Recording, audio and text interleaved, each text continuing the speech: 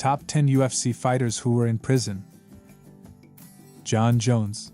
Although he is widely regarded as one of the greatest fighters in UFC history, Jon Jones has had several legal issues, including a hit-and-run incident and multiple drug-related offenses.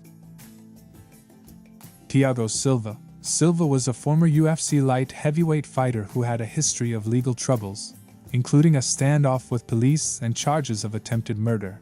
However, he was released from the UFC following these incidents.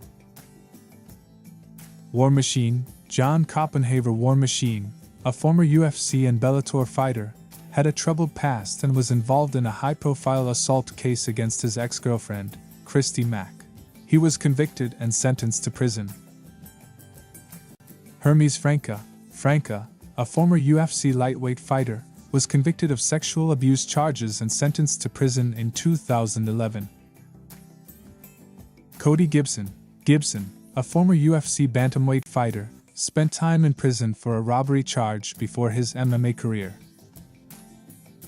Kevin Kimbo Slice. Ferguson. Kimbo Slice gained fame through street fights that went viral on the internet before transitioning to professional MMA. Although not a UFC fighter for the majority of his career, he did compete in the UFC later. He had previous legal issues related to his street fighting activities. Jason Mayhem Miller.